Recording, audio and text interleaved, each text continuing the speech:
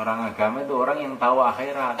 Tidak pantas kalau orang agama ini kemudian tertarik dengan orang-orang dunia. Kalau orang dunia sih memang nggak tahu akhirat, ya pantas siang malam sibuk dengan dunia. Lah orang yang sudah tahu berita-berita akhirat kok malah cita-citanya dunia, betul-betul bodoh. Sejak zaman dulu sampai zaman sekarang, dunia itu ya pokoknya begitu. Kesenangan-kesenangan dunia ya makan, minum, kawin, ya, harta yang benda yang banyak, ya sudah itu.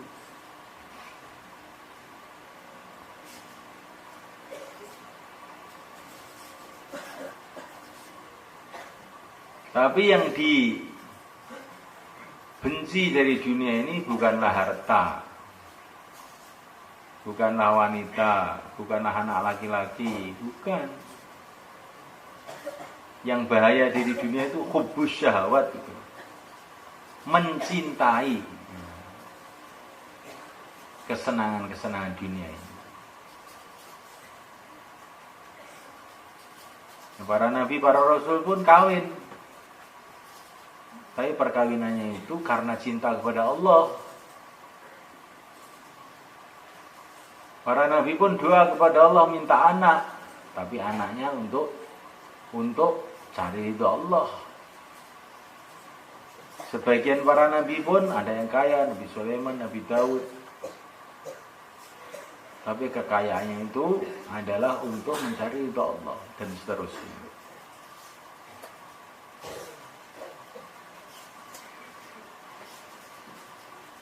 Tapi kalau orang itu hidupnya ini adalah sibuk mencintai benda-benda ini, lah ini yang celaka.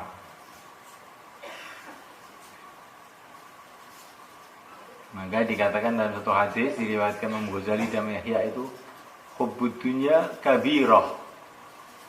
Cinta dunia itu adalah dosa besar.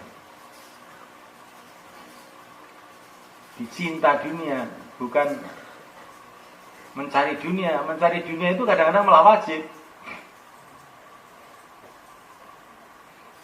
Tapi cinta dunia inilah yang tidak boleh itu.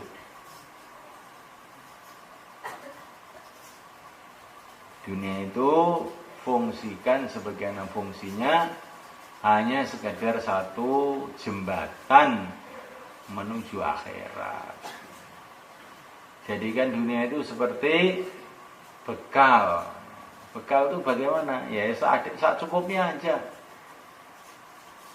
Nggak usah berlebihan, nggak usah sangat-sangat kurang. Kalaupun kamu dikasih dunia itu lebih, niatkan lebihnya itu untuk kemaslahatan umat. Ya gitu loh. Jadi kalau kita ini punya harta itu lebih, tidak kita niatkan kepada kemaslahatan umat, itu kita ini sudah keliru itu.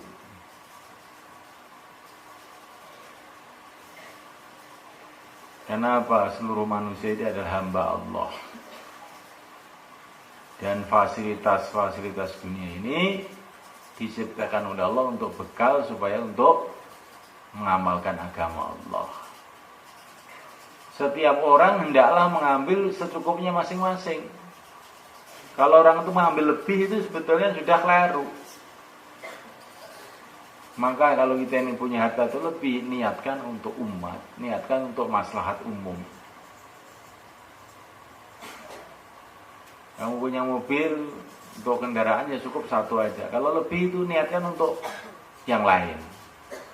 Nanti diniatkan untuk dakwah, niatkan untuk ngantar tamu. Insya Allah hisabnya jadi ringan. Kamu tuh perlu beras ya, cukupnya untuk makan kamu dan keluarga kamu. Lebih dari itu niatkan untuk orang lain.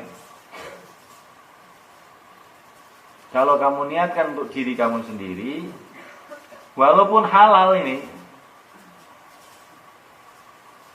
sudah masuk di dalam golongan berlebih-lebihan mencintai dunia. Bisa-bisa menjerumuskan kita dalam bahaya.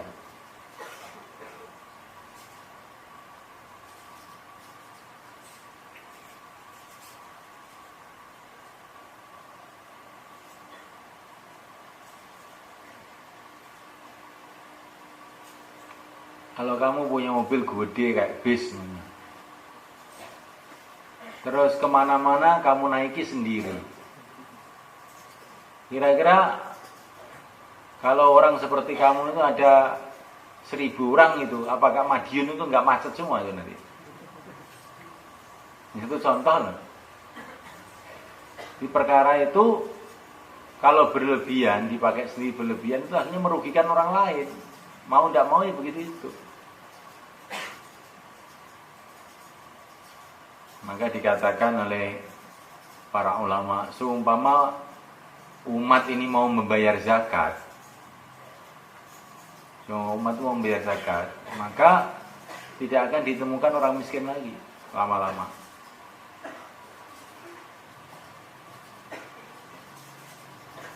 Makanya orang yang tidak membayar zakat itu zalim betul.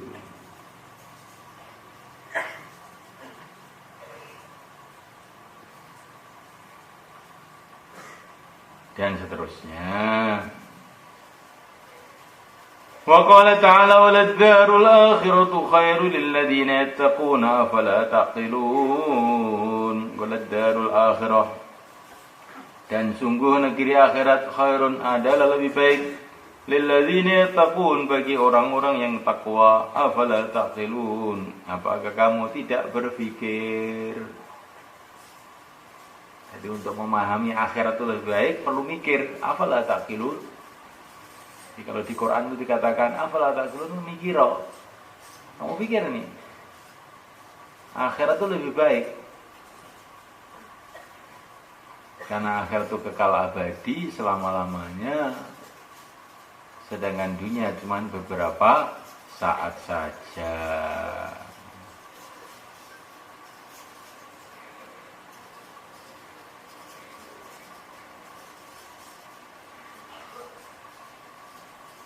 Kata Maulana Zakaria, kamu dikasih uang banyak tapi sifatnya itu cuman pinjaman, dengan dikasih uang sedikit tapi diberikan terus, nggak ditarik lagi, mana yang kamu suka?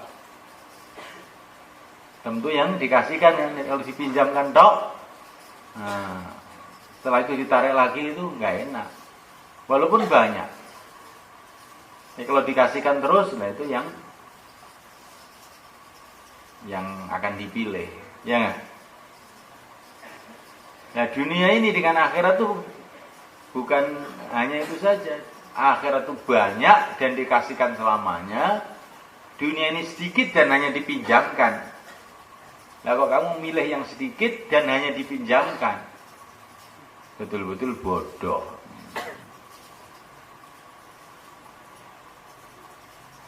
Ada yang lebih bodoh lagi. Dunia ini sedikit dan dipinjamkan dan ada resikonya.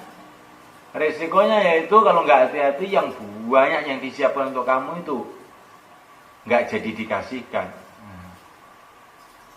Maka orang yang berakal pasti akan memilih dunia ini secukupnya saja, akhiratlah yang harus difikirkan siang dan malam.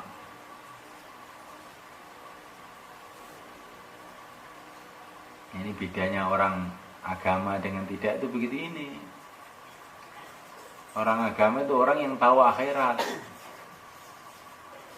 Ya, tidak pantas kalau orang agama ini kemudian tertarik dengan orang-orang dunia. Kalau orang dunia sih memang nggak tahu akhirat, ya pantas siang malam sibuk dengan dunia. Lah orang yang sudah tahu berita-berita akhirat kok malah cita-citanya dunia, betul-betul bodoh.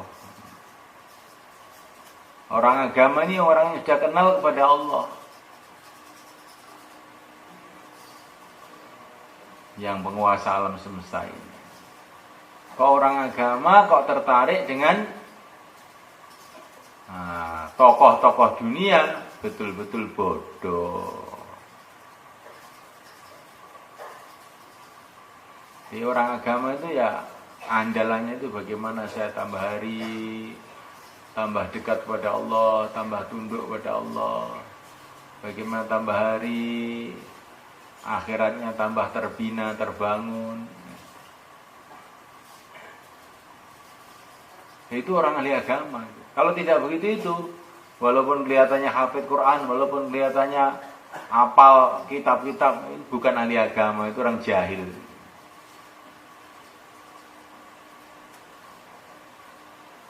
Sudah tahu akhirat kok nggak bangun akhirat aja jahil. Orang nggak tahu akhirat, nggak mau mikir akhirat, itu jahil. Orang sudah tahu akhirat, nggak mau mikir akhirat, lebih jahil lagi. Orang tidak tahu Allah, kemudian dia sibuk dengan makhluk, jahil. Orang sudah tahu Allah, kok tidak sibuk dengan Allah, lebih jahil lagi. Coba kamu renungi. Nah, kita ini ngaji, kita ini pesantren, itu maksudnya.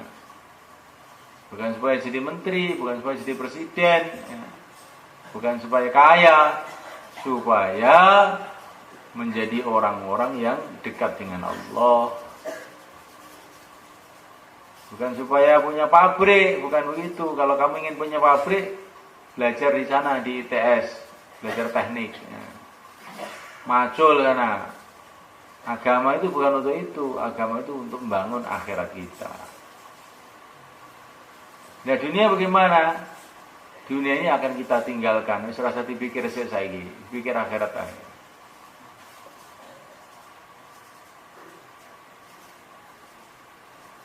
Jadi kalau ada orang bertanya atau setan bertanya, lanjut dunia kamu bagaimana?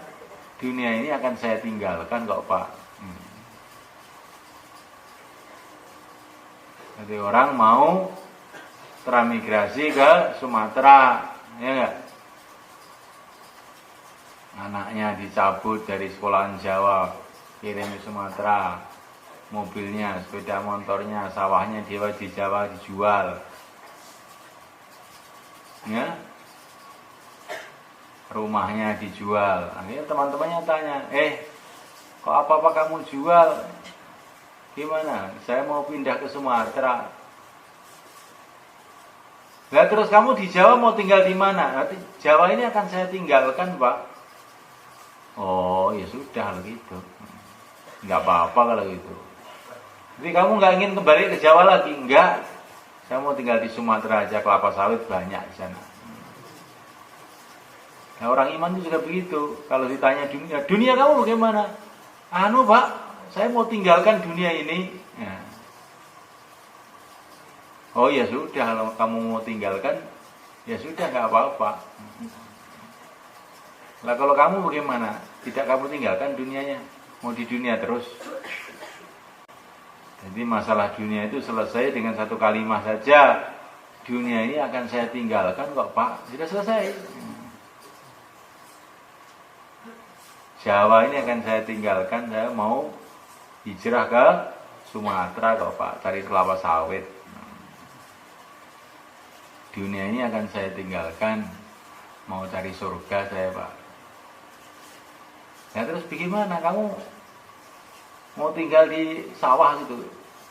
Alah ya seadanya aja Pak. Ya sudah sunatullah. Orang itu ya, kalau pikirannya itu dunia itu seadanya, itu rizkinya malah dimudahkan oleh Allah. Man ja'ala hammahu hamman wahida hammal akhirah kafahullah sa'iral humum. Barang siapa yang menjadikan kerisauan dia adalah kerisauan akhirat, Allah akan cukupi dia seluruh kesusahan-kesusahan dunia. Jadi untuk menghilangkan kesusahan dunia caranya bagaimana? Caranya penuhi hati kamu dengan kesusahan akhirat. Nanti kesusahan dunia keluar sendiri. Ya ternyata nggak apa-apa dunia ini. Nah gitu.